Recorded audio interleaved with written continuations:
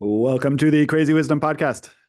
My guest today is Reaxionario on Twitter. That's Reaxionario on Twitter. And we're going to have a great conversation about Argentine politics and geopolitics and the crazy state of the world as it is right now. Welcome to the show. Hi, Stuart. Thank you very much for having me on, and I'm looking forward to this conversation. Great. So over the weekend, we tried this in Spanish a few days ago, and then realized that my Spanish wasn't up to par yet for these types of geopolitical intrigue, the difference between Argentina and the United States, and everything going on in the world. And then over the weekend, some crazy stuff happened in terms of global markets. I don't know if you've been paying attention to the things that have been happening, but what's your take on where we are right now? As regards, the whole market, collapsing and all that, I'm not really the best person to ask. I don't really invest. I'm a bit of I'm really ignorant about that. But I don't know. Maybe you can tell me about that. Yeah, I mean, well, so who knows? There's a lot of talk on the yen carry trade. So basically, Japan has had zero interest rates for 15 years because well, who knows why. This is always interesting to get into this because this is all has to do with economics. And what I imagine that we're going to talk about is Javier Milei, and Javier Milei seems to be the only politician in the world right now with a refined understanding of economics and is actually accurately communicating that stuff to the population of Argentina in Spanish. And so what happened in the weekend, I'm no expert here. I do try to piece it together. There's the fact that Japan had zero interest rates basically means that people were borrowing money in the Japanese yen, I believe, from the central bank of Japan, who maintains those interest rates at zero, and then going and investing that money in other countries, or even just transferring the money over there's some fact that there's a 0% interest rate in Japan allows for them to have free money from Japan and then go spend that or invest that in other. That's where my understanding kind of goes away. But the meta trend, which I do believe I understand more, is that all Western nations have been essentially fooling with their currencies to the point where the central bank is saying, no, we need to keep the interest rate at 2%.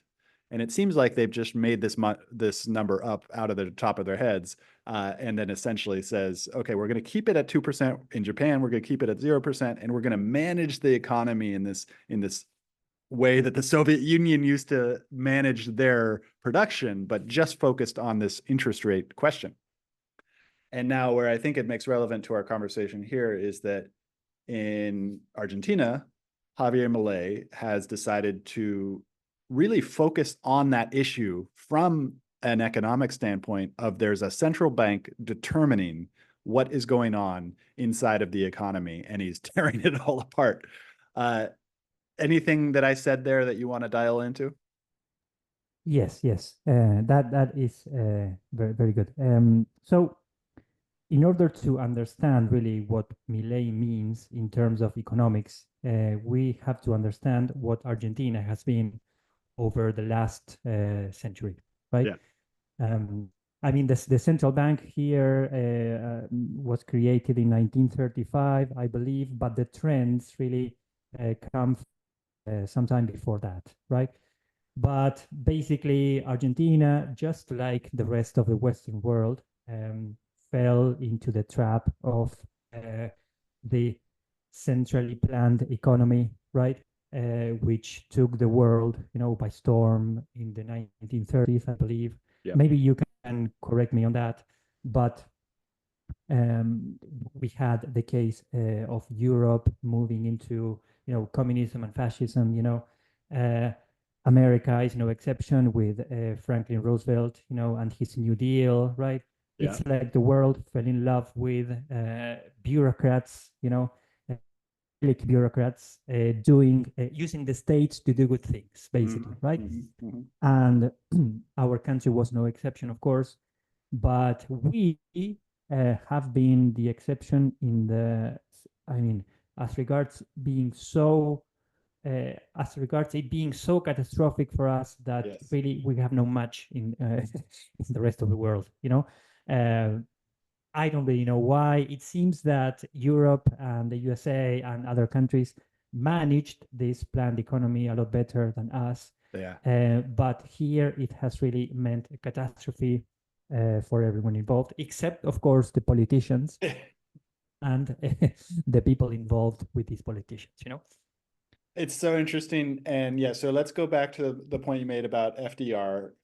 Accurate that FDR, and it's so interesting for me from my standpoint because I come from the neoliberal Bay Area, which is one of the groups that has benefited from the same trends in Argentina and in the United States of using this sort of centralized decision-making process.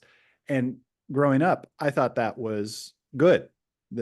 I thought what Franklin Delano Roosevelt represented was the rise of communism, but having the social democrat idea of, okay, well, communism, so we don't want communism, but we do want some aspects of communism that work well because we've got to think of the people. We've got to think of the people and what they need, and they can't really do it on their own. They're not educated enough. And I do believe FDR, really, that's where he came from, was like he was an aristocrat from the American aristocracy, and he said, we'll do this in a paternalistic way where we'll create social security, we'll give people jobs, they can't figure it themselves, so we'll use the government as this thing. I thought this was all good until 2008, and I started to do more research on what this means.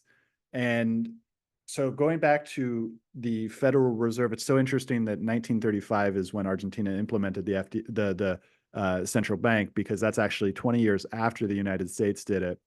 Before FDR, we had Teddy Roosevelt, and Teddy Roosevelt, again, coming from this perspective of the American empire, it feels like what Teddy Roosevelt did was good. And but what he did was he was the first president to really take the state, the federal state, which at that time didn't really exist as in the way it is now. It was very weak, and he centralized it, and he created this force for, okay, we're going to protect the people from the corporations. And so, and I like what you said about Argentina basically catastrophically taking this to the end. And in some ways, Argentina is representative of the past, and in some ways it's representative of the future. And I believe that right now it's representative of the future in the sense that Argentina's taken it to its extreme. Everyone else in the Western world is now following Argentina and taking it to its extreme. But there's a lot of more prosperity in the United States that will last as a buffer until it gets really bad. But Argentina has already gotten very bad.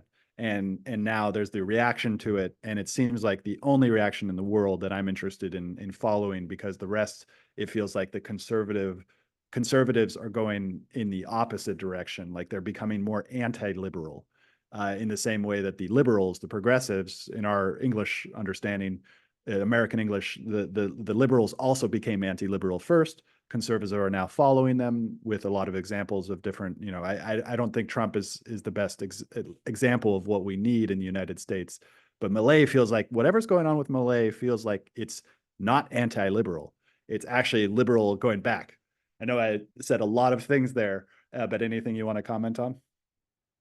No, but you really said something that is very, very important to this conversation, which is really the idea of what liberalism means and how it was betrayed at the beginning of the 20th century, Yep. maybe even before that, right?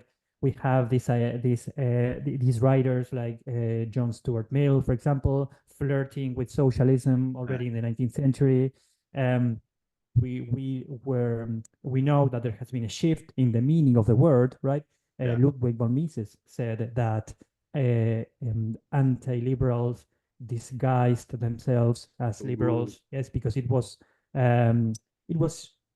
futile it was useless to fight liberty.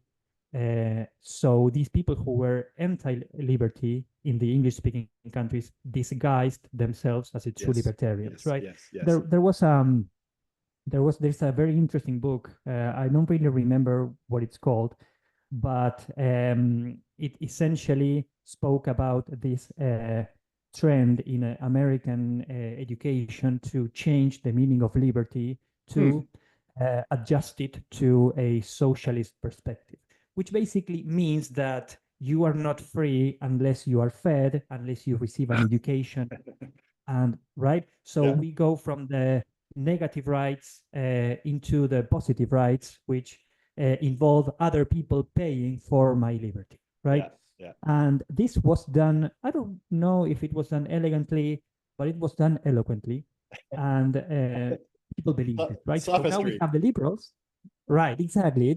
It's like a very I don't know, satanic way of Yeah. manipulating words. I don't know. Yeah. And well, now you have the liberals, yes, who believe in the welfare state, and what Milei represents is a bit more of Spencerian type of liberalism, like a old school type of liberalism. Yeah. Um, I mentioned Spencer because he warned others, yes, Yeah. against this exact thing. I don't remember in which book, but Millet represents this old school idea of life, liberty, and property, Which negative is rights. Yeah. Yes. Which is so interesting because life, liberty, property, that was what happened in the United States Revolution. And Argentina is such an interesting sort of labyrinth of the Western Hemisphere, the things that were going on here, but then also the difference between the Northern Hemisphere and the Southern Hemisphere within the Western Hemisphere.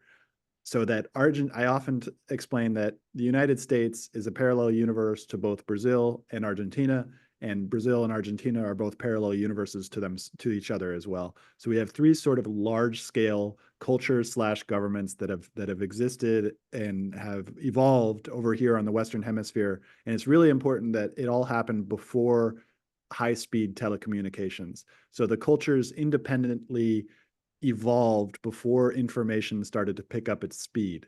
And that is a very important thing to understand the characteristics of each of these things. And so you say life, liberty, and I believe property. I believe that's Thomas Jefferson really kind of wrapped up in what was going on with Thomas Jefferson and these new cultures that had evolved separate from what was going on in Europe, but also influenced through letters and newsletters and magazines about these evolving ideas that could have only existed in the Western Hemisphere. And the idea of Christianity also coming over is also an interesting thing that we can dive into. And then, so at the same time, you also have the South American republics all growing, all paying a lot of attention to what was going on inside of the United States, but then putting their own twists on it. And I guess I can throw this back to you. In Argentine history, can you talk more about what was happening in maybe the early 1800s after the American Revolution, if you have that knowledge about how the Argentine culture grew? Well, I mean, in a nutshell, basically, after Napoleon the Jose Bonaparte, Napoleon's cousin, I believe he was, Oh, interesting. invaded Spain, right? Yeah. The Spanish government was dissolved, right? And when the news arrived here to the Virreinato del Río de la Plata, yes, Yeah. uh, of course, there was a great alarm, right? We Yeah. should Yeah. say. Yeah. And a lot of people started to suggest how to deal with this problem, right? So we had the people who wanted to continue uh, um, obeying Spain, regardless of who was in command, right? Um, Mm-hmm. Another trend suggested creating a new monarchy, yes, um, and they suggested that the queen should be a woman called Carlota Joaquina, which was I think, the wife of the Portuguese prince. I don't really Interesting. remember that part exactly, right? Yeah. And there were other people who wanted to um, create a complete new government here, like a republic, right? Um, but of course, we were very, very influenced by liberalism, much more. I mean, at the beginning, we had some Anglophiles, right? We had people who were fascinated by the ideas of the French Revolution and the American Revolution, by the ideas of the Enlightenment, of course. But the real influence of liberalism came with Juan Bautista Alberdi and the creation of our constitution.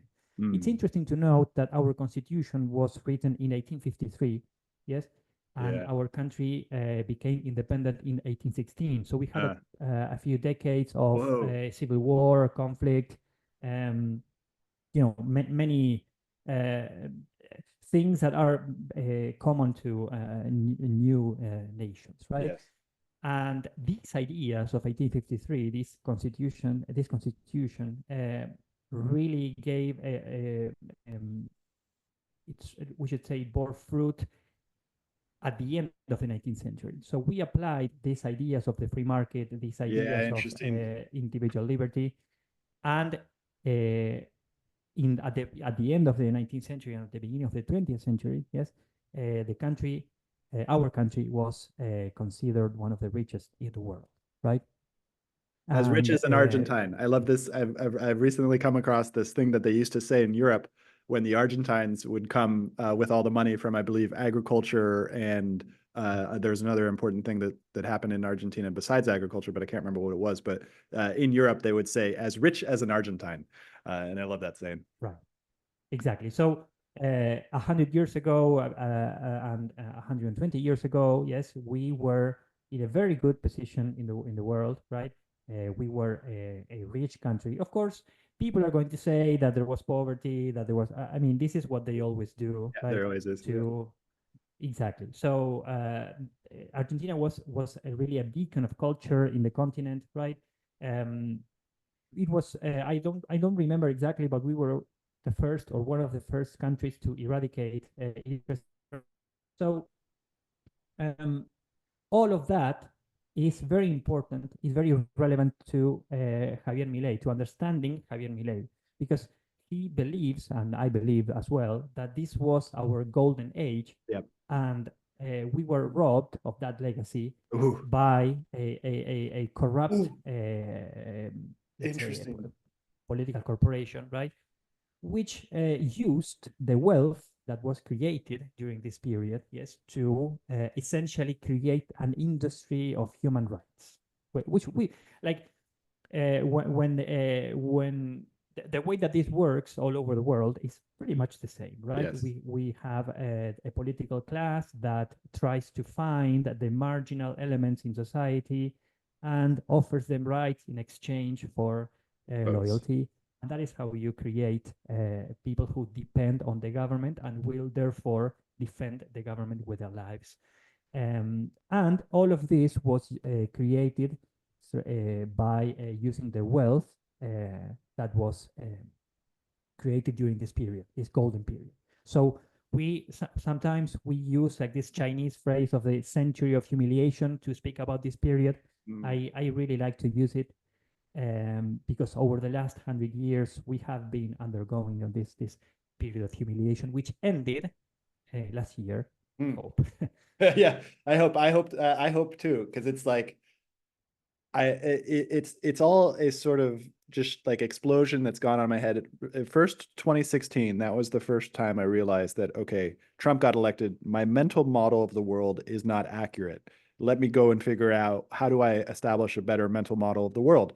Then in 2020, I realized that I was not a representative of my tribes people, that instead they just burrowed deeper into that thing that you mentioned, which is the government providing rights to people based on buying votes and all those things. And then 2020 really sort of made me switch to realizing, okay, my mental model is not working. No one else is curious about what led up to Trump being, not, I shouldn't say no one else, not a lot of the people in my sphere were curious about it, and they just kept on burying their heads deeper in the sand. Now, so my own humiliation of my own country and my own population made me realize that we had essentially hollowed out what made the United States prosperous. And we're running on fumes basically inside the United States, inside the whole Western world. The United States isn't actually as bad off as other places like in Europe, in Australia and New Zealand. So there's still a lot of optimism that I have in the United States in the medium to long term. I just think that there's going to be a lot more suffering over the next few years in the same way that Argentina got humiliated.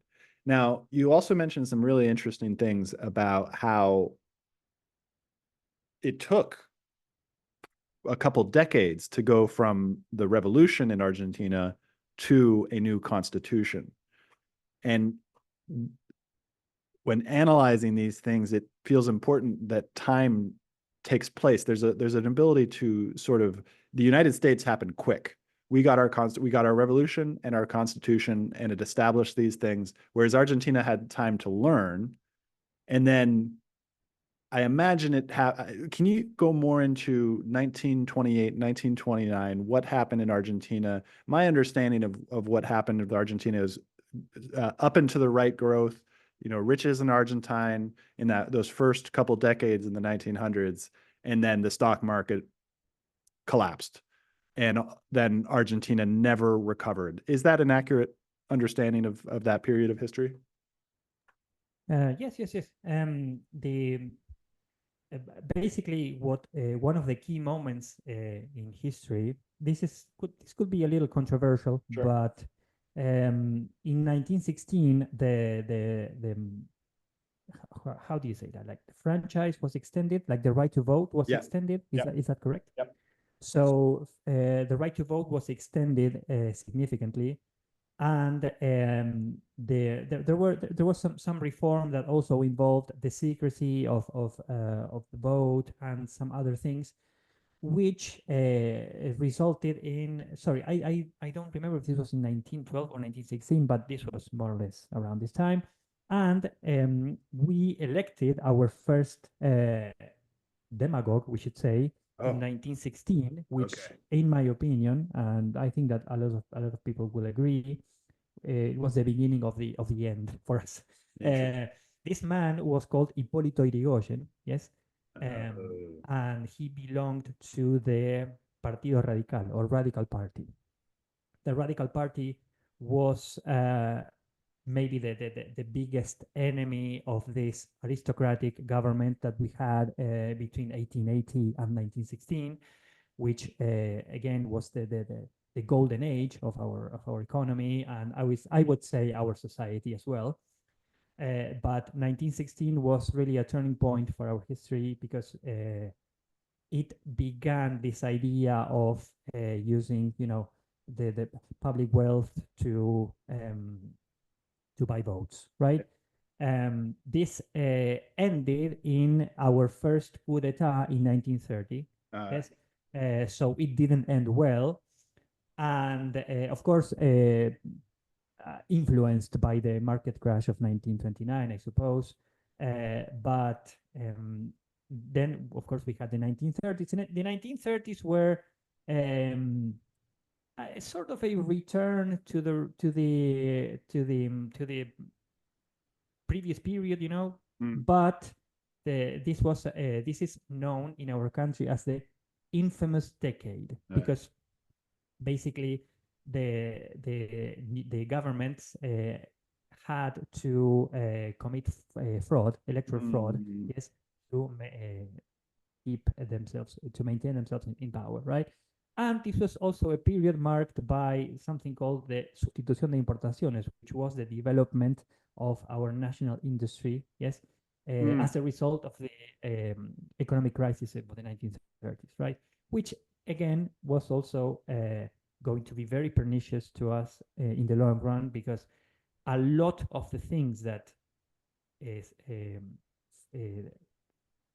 future governments did, yes, was to protect our national industry, which was one of the biggest lies of the 20th century and way into the 21st century as well, right? So this is more or less the picture of that. And the defining moment here is Juan Domingo Perón, who really perfected all this by, taking ideas from Italy, from Germany, from the United States, I suppose.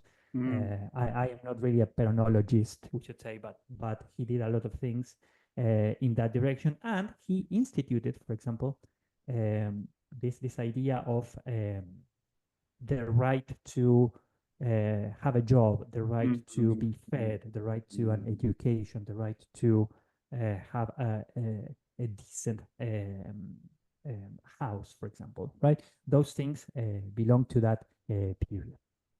So interesting. I don't know enough about Peron, and I want to understand more because it does feel like that's the turnkey. That's the there's something integral to the way that Argentina evolved differently to make them ahead of the curve in what the rest of the world is now moving into full force.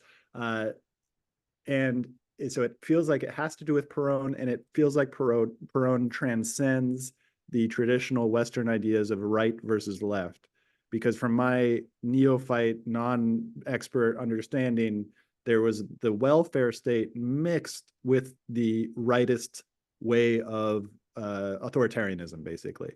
So that it created this mixture that led to where we're going on right now. Is that accurate? Yes, but there's something more that has to be understood to really understand Peronism. Peron was one thing, and Peronism is a whole is a different thing, right? Interesting. I mean, the first terms, yes, the first two terms until he was overthrown, yes, of course, were we should say of a fascist variety, right? Yeah. I mean, this was the way that things were done in the 1940s, right, or the 1930s, and this was not so not really out of tune with the times, I would say. Right?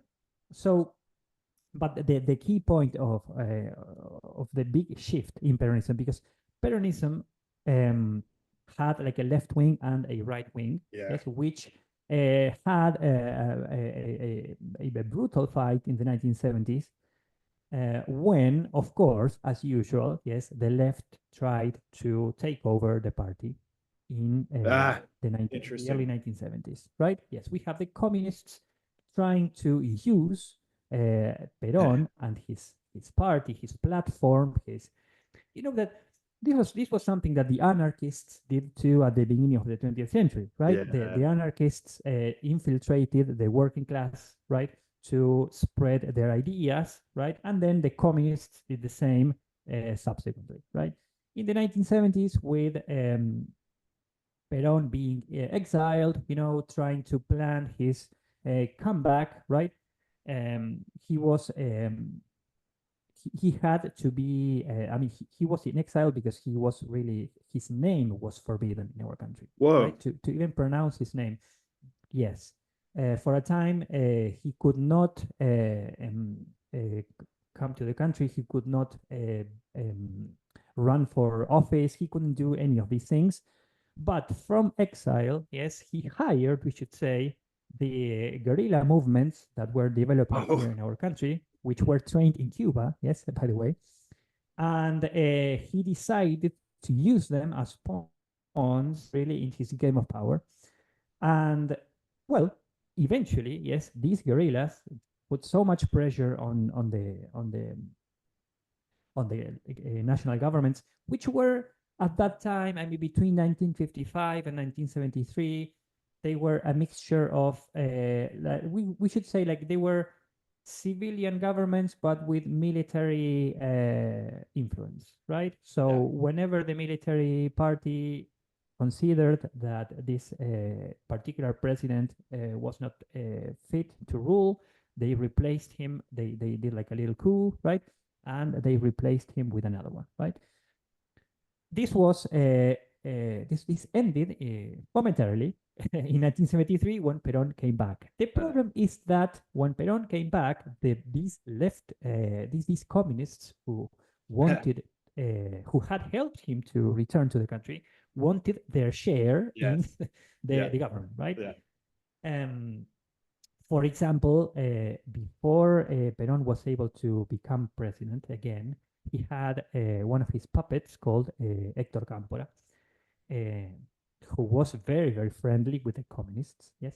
And for example, one of the first things that he did, because the person who really became president in 1973 was Cámpora, but he was backed by Perón. Yeah. Right? Immediately he released all the guerrilla fighters who were in prison, for example, all the terrorists who were in prison.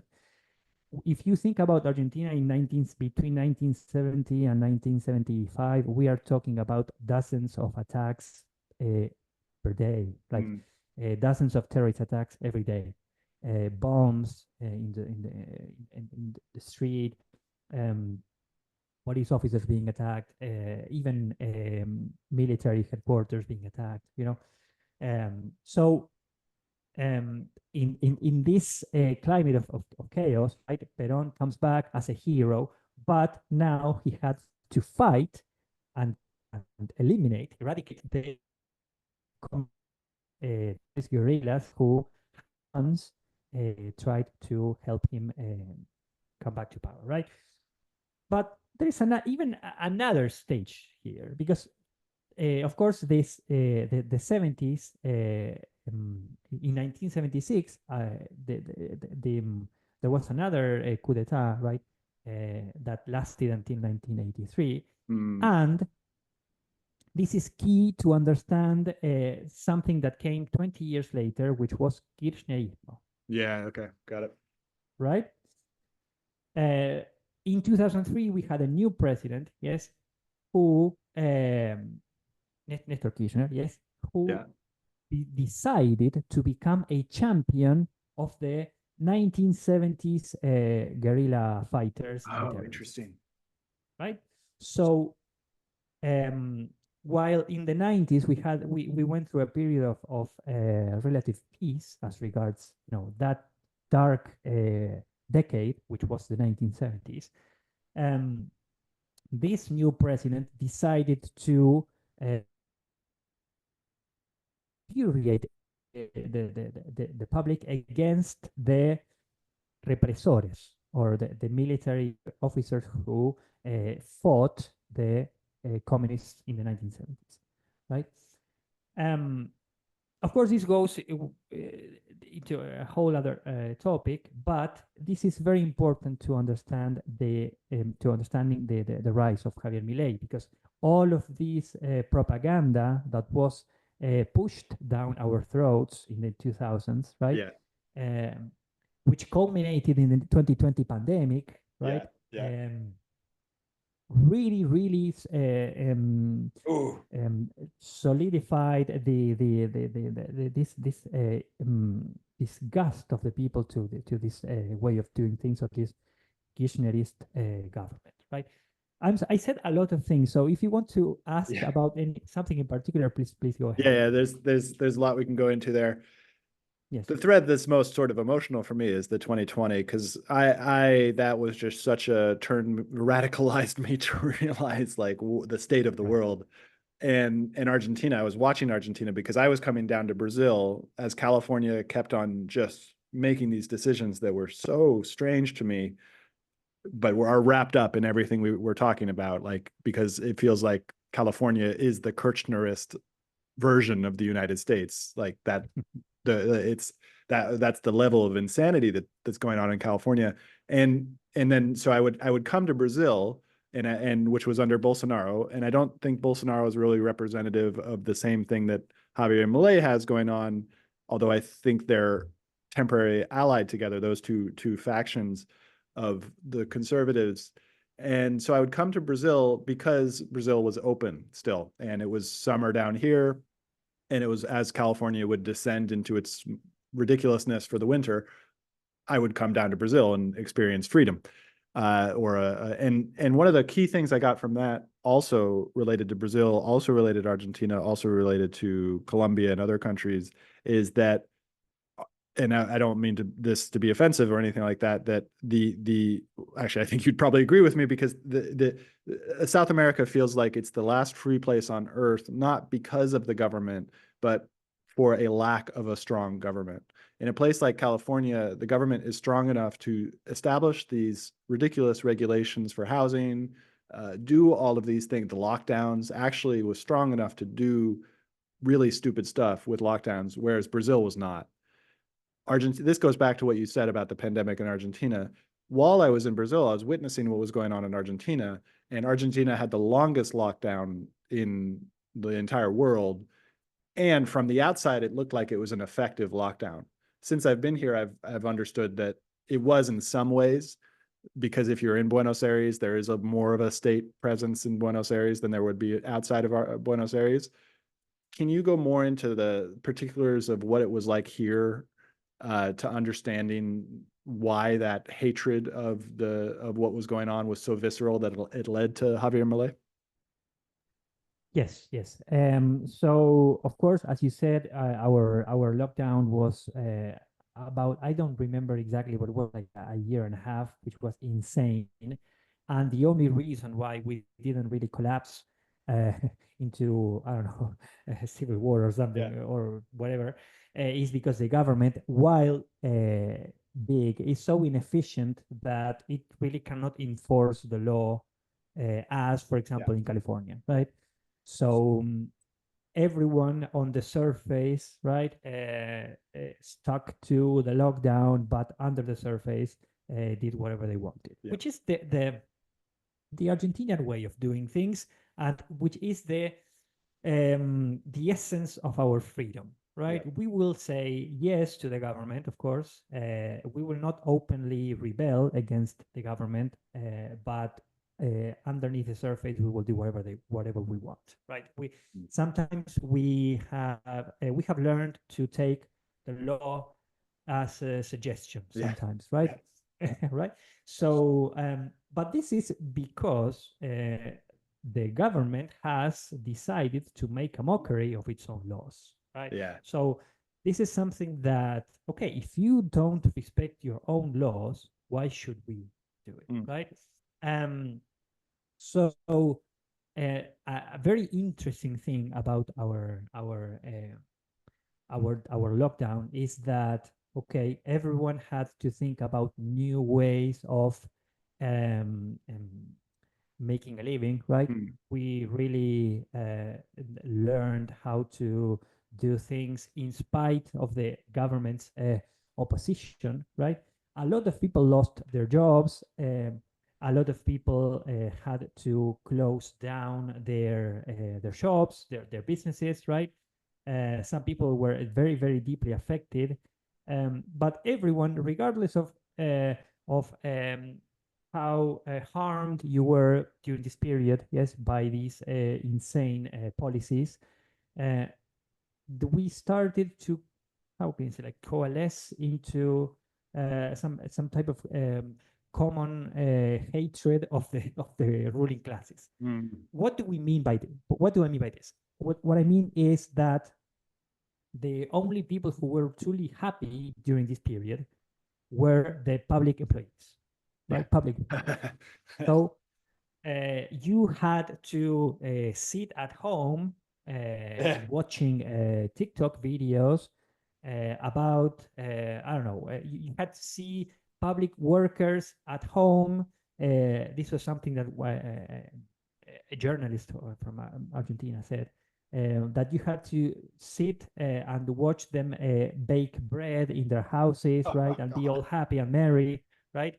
And while you had to find ways not to starve to death, right? Yes. So there were other Visceral things hatred. too. Yes, go on. Visceral Yes, hatred. yes. Yeah. Visceral hatred. It was the real hatred of the underclass, of the second-class citizen against the first-class citizen, right? A very visceral thing, a very primordial thing, right? And there were other things too, which, for example, our president at that time hosted a birthday party inside the presidential house or residence, right? which was against the law, for example, right? So when that came out, it was a whole scandal. There were things, other things like the vacunatorios beep, which was like privilege regards the vaccination risk, which of course over time, yes, if you didn't get vaccinated, maybe it was even better, right? But at that time, to see the we should say, let's call them the elites, we should say, maybe getting their shots first because they belonged to the first class citizen group, right? Yes, really fueled the resentment against them. So all of that really, really, really cemented this hatred against them. And all of this hatred, we should say, materialized or was personified, in the person of Javier Milei, right? Yeah. Which is so interesting because we can get into symbols as well. One of the key things I was watching for was populism. When you have a populist, as Javier Milei is a populist, but I love what I love about it. He's a refined populist. He's not like Trump. Trump can speak about things that happened. He talked about how Germany was going to get itself in a mess 4 years before it actually got itself a mess. He can, but he's not a refined, he's not an intellectual. And I don't mean to say that politicians should be intellectuals. I'm not sure that is the case. But Javier Milei is refined. It feels like he's an adult. Trump doesn't feel like he's necessarily an adult. And so there's a maturity to it, but he's a populist. And so I was watching, the key challenge with populism is whether it converts into violence, anger populism. And I did not see that in these next 2 years. Like there was a protest in Argentina, from my understanding, is this sort of thing that can go violent. And while they were passing the omnibus law, it did seem like the leftist protesters did try to turn it into something that became violent.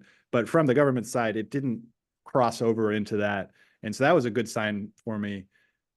But there's something I want to, and that seems important for setting up the stage for what could be a long-term switch inside of Argentina, because that's what it all really comes down to, is whether Milei is a sort of temporary thing, and then it's back to the way that Argentina used to be. And I know a lot of Argentines have expressed that is what they're worried about. But I want to talk about the middle class, because it seems like, in contrast to Brazil, which has a small middle class, but it's a pretty unequal place, the United States has a middle class. Did Argentina have a middle class? Does it still have a middle class? And what part of this whole thing with Milei has to do with the changing nature of the middle class, particularly in regards to inflation and destroying it?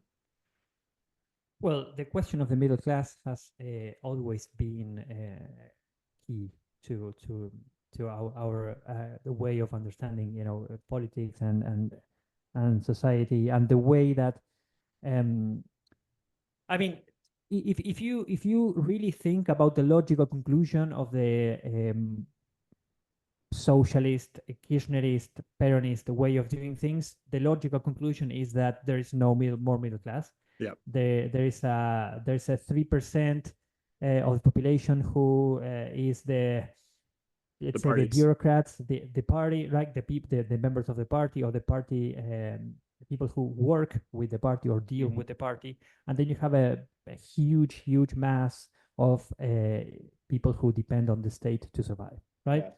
Yeah. I don't know what it can be compared to, maybe something like India or something, right? I don't really know what the proportions are in India, but this is the more or less the idea, right? And then, so really the focal point here is the middle class. Is the middle class expanding, or is it disappearing?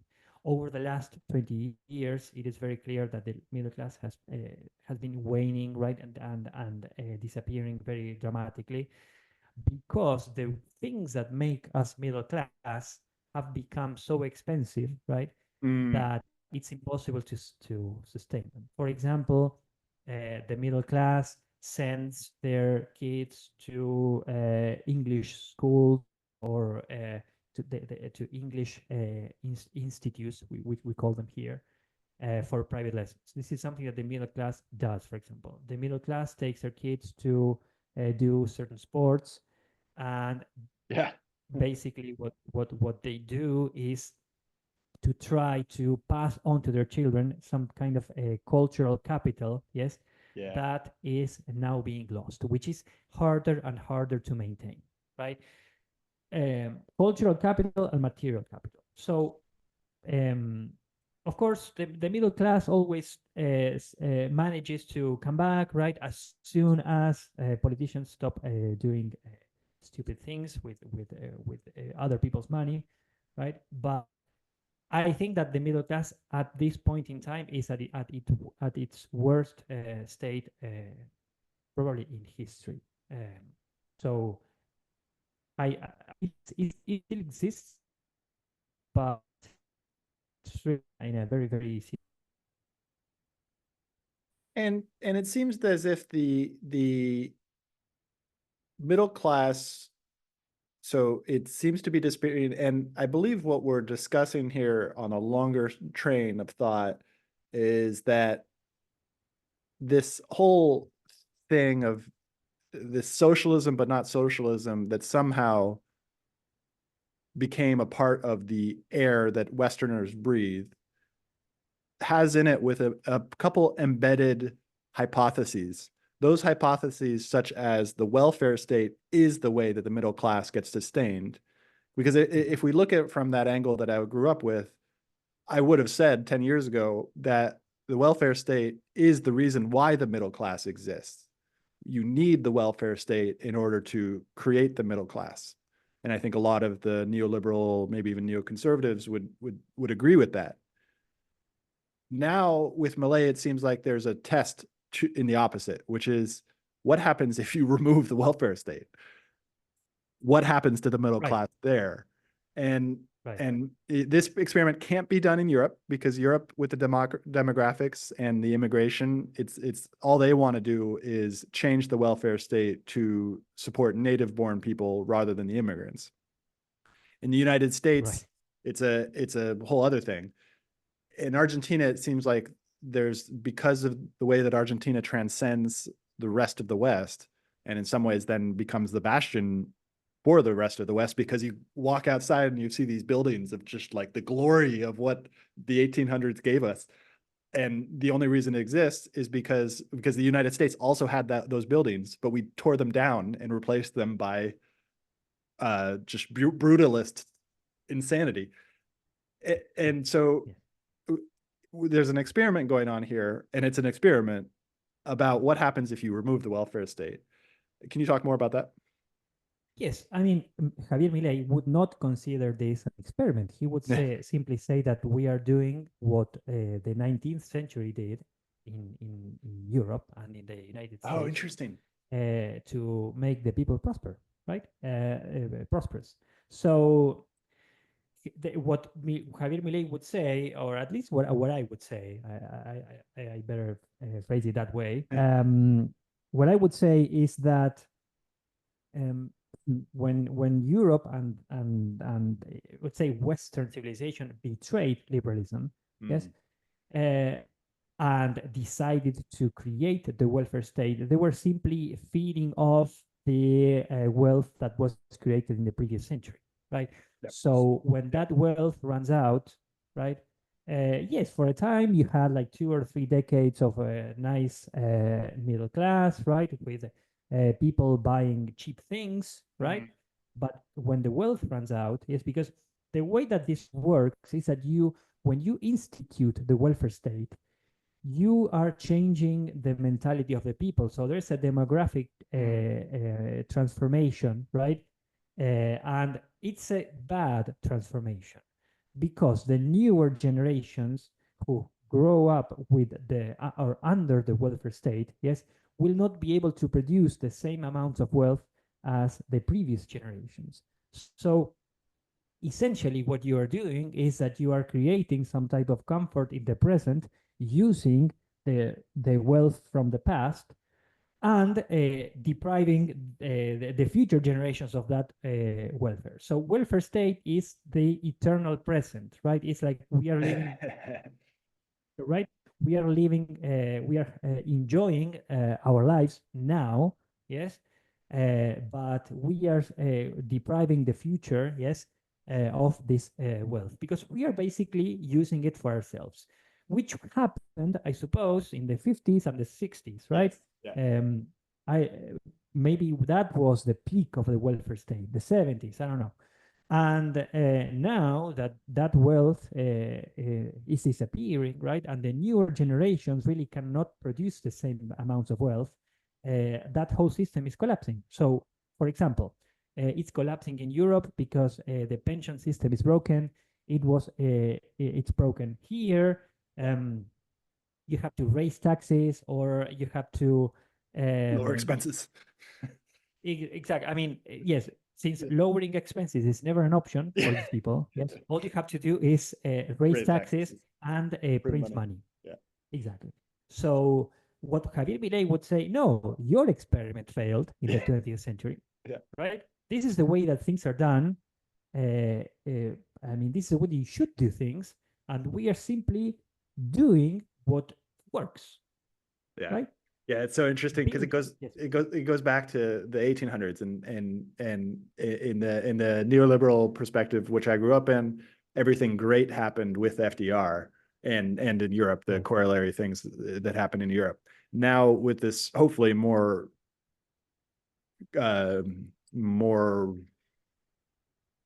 accurate understanding of history, that really what we're looking for with Western civilization is what happened between 1800 and 1900 with the new technology that was created by these systems of liberty and property, particularly with the property, because England is such an important part of this. And the Industrial Revolution really solidified in England and then spread to the rest of Europe. And a lot of these things come from England in terms of the life, liberty, and property. In my understanding, I'm still trying to get this story settled as to what actually happened, but it really feels like the 1800s. That's the experiment that happened. And now we're living off of the fumes of that. But if we look to the future, about how to actually give the next generation a chance. And this goes for the last 10 minutes or so directly into why Argentina, again, transcending the global norms, particularly given the demographic crisis that the rest of the West is experiencing. Argentina also has it, but in Argentina, they stopped having kids later than Brazil, the United States, and Europe, and Japan and Korea. So they stopped having children much later. So there is a surplus of young people here, and they're also integral to Javier Milei because a lot of them voted for a very good reason, which is that they see the lockdown, they get stuck inside of their houses in their prime of youth. And then they see these politicians doing this crazy thing. Everybody realizes that the whole welfare state is dismantling. Like, it can't actually provide them with the future that they've been promised, with the jobs and the houses and all these things. Like, it's not going to happen. And so they vote for Milei. Is that an accurate representation of the Gen Z and how they play into what's going on here? Yes, definitely. The young vote is so important here because during the Kirchnerismo years, the young people, myself included, I am 33 years old, lived under this stupid regime, yes, where even something as stupid as maybe buying a Blu-ray from Amazon was impossible because it could not be imported due to our economic policy. So basically what we saw ahead of us, yes, was a socialist, a gray, bleak socialist future, yes, where fun was prohibited, basically, right? So because this also has to do with other things like humor, right?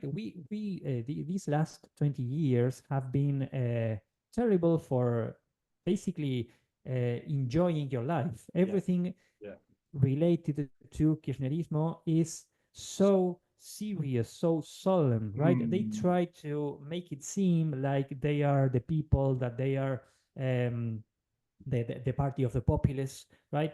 But they were not. They were the party of the progressive elites, right? Yeah, yeah. The Of California. Argentina. Yeah. Exactly, influenced by Yale, influenced by Harvard, influenced by these ideas from the United States and Europe, right? Which goes into the globalist And thing, and I would love to talk about the globalist thing because Argentina, it's just we live in a media environment which the United States has exported its progressive California Kirchnerism to the rest of the world, and it's such a strange place because it's just so lacking in vitality and love, like all the things that they say they love, but it's all in this. You put it exactly right. I think you were talking about the Argentine domestic understanding too, but that's the same thing that happens in California. It's like, oh, we got to be very serious now. We're going to do the lockdown and oh, okay, well, and we'll give you the vaccine, and the vaccine will do this thing, and it'll all be very serious. We're going to save you. It's going to happen, and then it's just like lie after lie after lie after lie. and jokes are not allowed, Yeah, right? yeah, exactly. And right. Anarchic humor is not allowed in some parts of the world, right? Humor and fun are basically controlled by the authorities, right? Yeah. Which is something that young people naturally rebel against. Yeah, right? yeah. It's so interesting, and it's all like a simulacra, like a sort of symbol system that is totally gone off the wheels.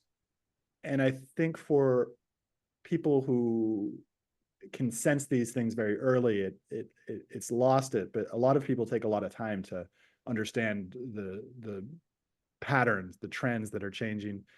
And this feels like a good thing to wrap with is that there's the counterculture has shifted, and this goes back to the 1960s with the rise of the new left in the United States, because the whole neoliberal thing is all wrapped up in what happened in the 1960s with the new left, which is representative of what you talked about, how now we have rights that are basically demanding other people to follow those rights, and so the counterculture was the new left in the United States, and that has ended. I believe the pandemic put that into its grave. And so now a new thing arises, and that's the counterculture right. And it's a global phenomenon in the same way that the progressive phenomena also existed, but there's a lot of changes to it.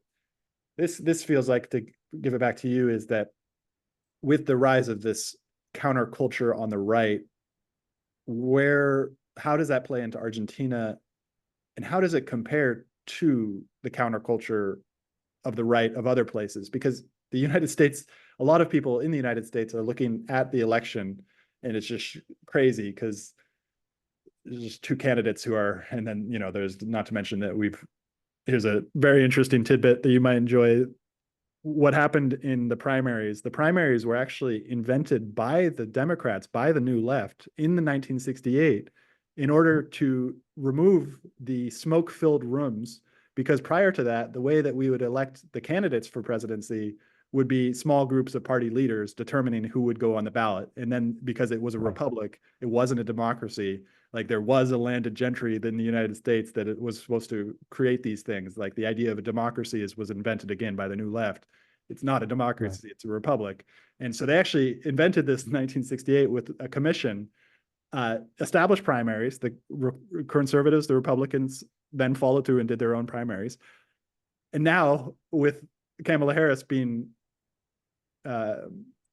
appointed as the Democrat presidential candidate, it's like a return. It's the final coffin of that democracy as egalitarian thing, and it's like you said, it's like the elite now it's like the Democratic elite. They're not of the people. They're part of this 3% party that determines things, and so they've now lost that countercultural status. Now the countercultural status is open. Now, like, what do you think of what I just said? Well, this is a very, very interesting topic, and I wish I would like to continue this in the part two. But for now, I think we should say that in the 1960s, of course, the counterculture was the New Left, right? Marcuse and all the others, right? Che Guevara and all that was very new, very radical. But now that you're history teacher, right? Your school headmistress is a communist. Communism is no longer counter cultural, Yes. right? Interesting. So when your teacher is a feminist, right? When your grandma is a communist, right? Where do you go, right? It's like, for example, you make this is something that I see all the time in education.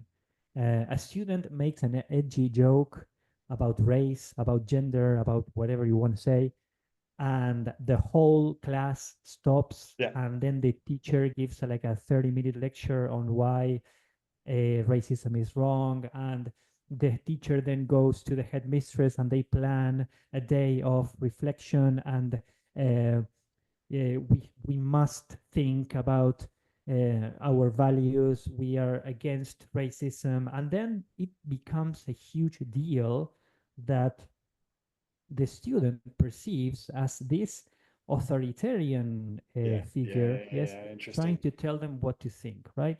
So now I think that going back to this concept, right, humor, anarchic humor, is again flourishing under the boots of this authoritarian regime, yes, which does not let you think, which doesn't let you think freely, which doesn't let you speak freely, and which doesn't let you um, um, make jokes freely, which is ridiculous, right? When we look back on the 90s here in our country in particular, the types of jokes that you heard on TV would never be allowed today, right? So it's incredible because the generation of the 90s who lived under a freer society also resent Kirchnerismo because they took away everything from us, right? So now this new counterculture is unstoppable because they don't really have the tools to stop it. It's a decadent elite trying to fight a youth movement, and it never works. It's the decentralized thing. This is the thing that I find so interesting about studying the 1960s is the 1960s was decentralized. If you have to go, let me know. Otherwise, I can keep on going because we're at the hour. But the 1960s decentralized Paris riots that were also in the United States were riots of abundance, where it was the most prosperous sort of middle class that had ever existed. And the young kids basically got fed up with it, and it happened everywhere, and it happened decentralized. So what I got from your explanation there is that it's now happening on the conservative side, that sort of decentralized, you can't stop it because there is no center. And this might actually be kind of like an optimistic part, is that it can't be stopped anymore. Like this idea that, we get from the media environments of the 1990s with the cable channels and the news channels basically telling you what to think because you can't talk back. That's now been replaced by a decentralized, in programming language, many to many. So it's not one to many, it's many to many. There's no way to stop it. It's totally out there now. Which, like, now we can be a little bit more realistic. We're definitely poorer than we were than if we had not done the social welfare state experiment of the 1900s. But at least we can be more realistic again, because that's important. I think that we are going back to common sense ideas after a period of after I don't know, a fever, right? Yes, after this ridiculous idea of using the state as a big church, yes, to educate and feed the people, right? We are coming back to. Do you remember this idea of the world is healing from the pandemic? Remember? Yes. Yeah. Oh yeah. Oh yeah. Right? I do think that our society is healing, and I think that this involves. I mean, you could be pessimistic and you could say, okay, Western civilization is over. what's next, right? Yeah. But I do think that there's still something left in us, right? There's some, at least in Argentina, because Argentina has been, even though it's a bit of a province, Chris, of the Western Empire, right? Yeah. Our values have been preserved. Yes, exactly.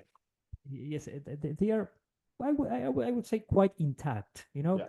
And we are rebellious by nature, and we do not acquiesce. You know, we do not comply with the 2030 agenda, right?